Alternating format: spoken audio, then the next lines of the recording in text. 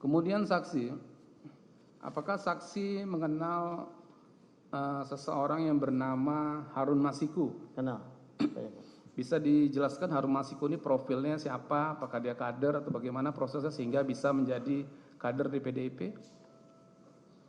Saya dikenalkan Pak Harun ini saat momentum pencalekan.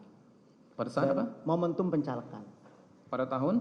Tahun 2009.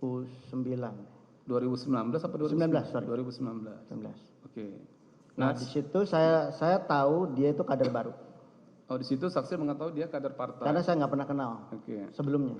Nah, pada saat itu apakah Pak Harun Masiku itu juga caleg untuk pemilu pada tahun 2009 itu? Ya, caleg. Caleg ya. Itu di dapil mana sepengetahuan saksi? Saya pas dikenalkan di info saat itu bahwa dia caleg di Sumsel 1. Di dapil Sumsel 1 ya? Ya. Nah, oke. Sekarang pertanyaan saya kepada saksi. Siapa yang mengenalkan, di mana perkenalannya, dan dalam rangka apa perkenalan pada waktu itu? Yang memperkenalkan saya itu Doni, saudara Doni. Doni Tri Istiqomah? Ya. Nah, apa yang disampaikan Doni Tri Istiqomah sehingga saksi harus dikenalkan dengan Harun Masiku? Jadi saat itu Doni cerita kepada saya, karena setiap hari saya bareng sama Doni. Doni cerita bahwa dia dapat perintah dari partai, sudah di pleno, sudah ada keputusan partainya untuk ada satu masalah di dapil Sumsel 1 di mana caleg terpilihnya meninggal dunia. Dan di situ partai memutuskan untuk keputusan partai itu untuk mengisi calon caleg terpilih di situ menjadi Harun Masiku. Sebentar saksi ya. Ya. Yang disampaikan Doni itu yang meninggal itu salah satu caleg atau caleg yang mendapatkan suara terbanyak pada waktu itu? Caleg yang kebetulan suaranya terbanyak. Itu yang disampaikan Doni ya? Sama Doni. Jadi kita ngobrol dulu. Ngobrol ya? Diskusi dulu. Ini apa ceritanya kan? Seperti apa? Dia dapat penugasan itu dan dia minta bantu dibantu support, dan kemudian setelah itu ya sudah, mana orangnya kan gitu. Pada saat itu saksi kan menceritakan mendapatkan tugas partai untuk apa tadi? Untuk apa tadi tugasnya? Tugas Doni tadi yang disampaikan ke saksi. Tugas Doni itu untuk dia cerita dulu. Ya. Ceritanya apa? Dia cerita bahwa dia dapat tugas dari partai. Ada satu case di dapil Sumsel 1 di mana caleg terpilih yang suaranya terbanyak itu meninggal dunia. Dan kemudian atas nama Najrun Kemas. Dan suara terbanyak berikutnya itu Rizky Aprilia. Kemudian dia diminta bantu untuk menyusun sebuah fatwa yang diajukan ke Mahkamah Agung untuk supaya suara caleg terpilih yang meninggal ini diserahkan ke partai supaya partai punya otoritas memberikan surat itu kepada siapa sesuai dengan keputusan partai. Nah, di situ dia bilang bahwa sudah ada keputusan pleno Harun Masiku yang ditetapkan menjadi caleg penggantinya.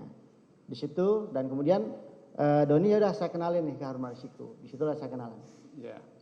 Nah, pada saat itu Doni menceritakan yang memberikan tugas kepada dia itu siapa? Pak Sekjen. Pak Sekjen ya. Nah, kemudian pertemuan saksi dengan Pak Doni dengan Harun Masiku itu di mana pada waktu itu? Saya lupa tempatnya. Biasanya bertemunya di mana? Kita biasa di kafe. Gitu. Iya, di kafe mana? Banyak ada di situ, yang paling dekat kan ada Megaria, terus dia ada di kafe yang di mall-mall seperti itu. Ya, ini kan ada di BAP Saksi nomor 27, biasanya ketemu di Metropol, Menteng, atau di Mall Plaza Indonesia, Grand Hyatt. Iya, betul. Seperti itu ya, sering ketemu di situ ya? Betul. Baik. Nah, kemudian saksi ya, pada saat pertemuan bertiga tadi, ya kan saksi diminta. Ya. Permintaannya apa? Diminta oleh Doni. Doni apa yang disampaikannya pada saksi? Diminta bantu. Diminta untuk bantu untuk menjalankan misi ini. Menjalankan misi. Ya. Apa istilahnya? Menjalankan bahwa misinya cuma hanya dua di situ. Satu, turun dari Mahkamah Agung itu semacam fatwa. Ya kan? Yang kedua adalah bagaimana Harun karena sudah dapat keputusan partai seperti itu harus jadi DPR RI. Gitu. Ya.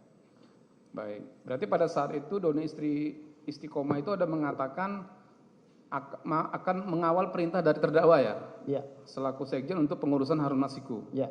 Ya, baik.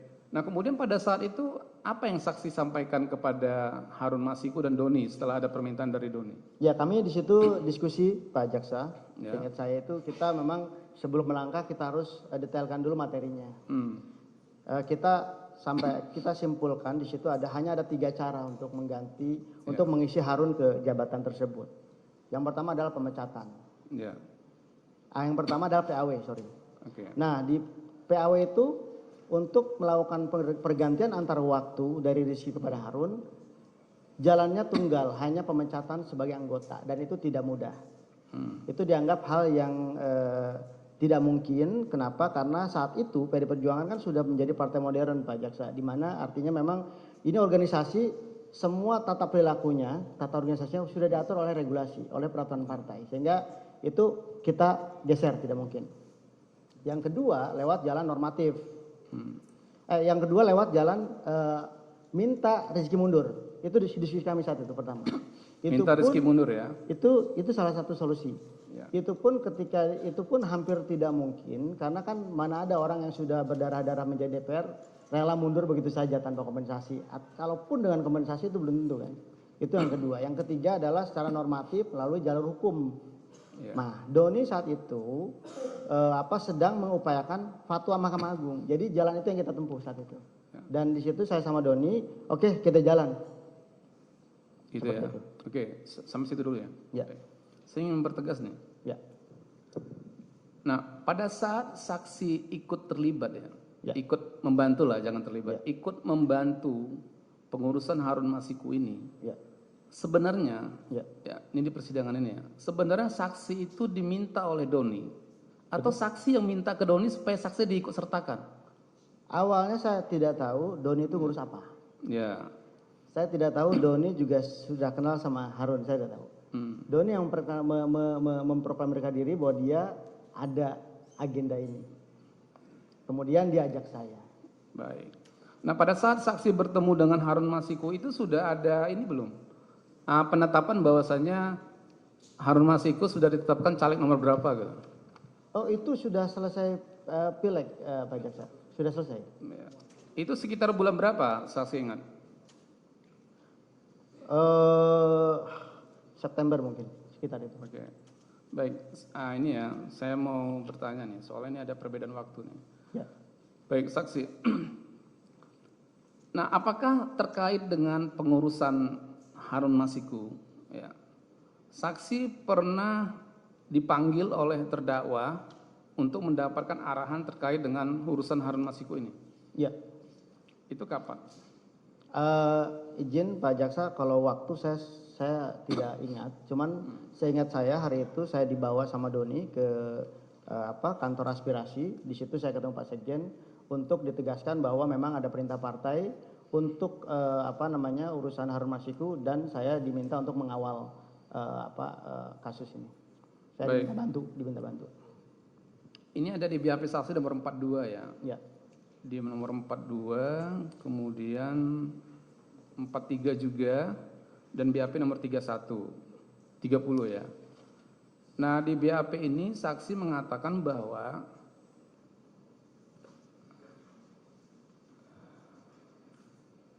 baik.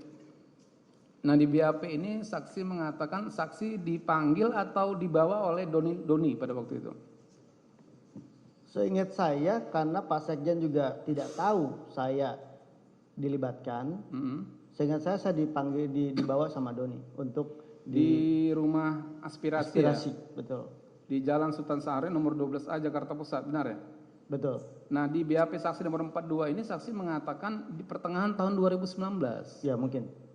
Nah makanya saya mau bertanya dulu nih, duluan dipanggil oleh terdakwa atau duluan saksi bertemu Doni? Mana duluan? Doni dulu. Doni dulu. Nah berarti ini masih di pertengahan tahun 2019. Ya. Seperti itu ya? Betul. Nah kemudian pada saat itu apa arahan dari terdakwa kepada saksi dan Doni istri Istiqomah? Bahwa satu saya sudah jelaskan juga di BAP bahwa ini ada keputusan partai, tolong dikawal.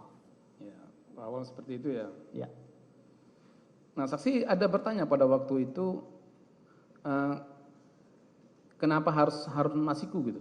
Ada nggak? Dulu sebagai kader kita nggak hanya menjalankan itu. Anda menjalankan tugas ya. Ya. Baik. Nah kemudian saksi ya terkait dengan kronologis ya, kronologis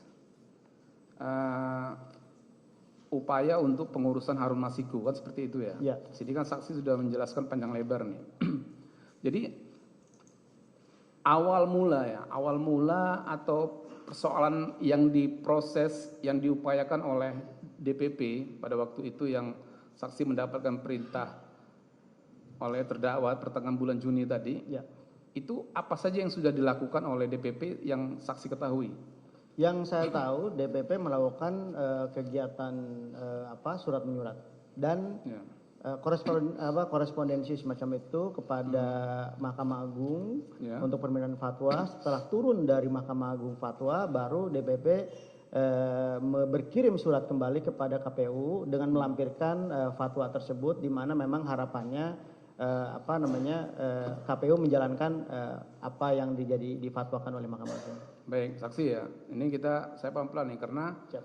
ada beberapa kegiatan yang dilakukan partai yang harus saya tanyakan secara sistematis gitu ya. Nah baik, tadi kan Doni mengatakan dia mendapat penugasan Ya. ya untuk melakukan upaya hukum ya, ke Mahkamah Agung ya terkait dengan mengamankan perintah partai karena ada salah satu caleg di Dapil Sumsel 1 yang meninggal dunia senama Najarudin Kemas. Ya. Kan seperti itu ya. Ya. Nah, apakah Doni ada menceritakan kepada saksi bahwa DPP PDIP sudah mengirim surat uji material kepada Mahkamah Agung? Betul. Benar ya? Ya. Nah kemudian apakah kemudian permohonan surat itu dikabulkan oleh Mahkamah Agung sepengetahuan saksi? Iya, betul. Benar ya? Betul. Jadi saksi ada mengetahui ada surat keputusan Mahkamah Agung seperti itu? Betul. Betul ya? Nah ini ada di BAP saksi yang mulia nomor 49, saya bacakan suratnya yang mulia. Di BAP nomor 49 ayat 2, saksi menerangkan bahwa pada saat itu Mahkamah Agung mengeluarkan surat keputusan Mahkamah Agung nomor 57P /Hum/2019 yang berisi bahwa suara atas caleg yang meninggal dunia di Dapil 1 Sumsel seluruhnya suaranya dikembalikan kepada partai pengusung yaitu PDI Perjuangan. Betul. Dan partai dibebaskan untuk memberikan suara tersebut kepada caleg yang dianggap terbaik oleh partai. Ya.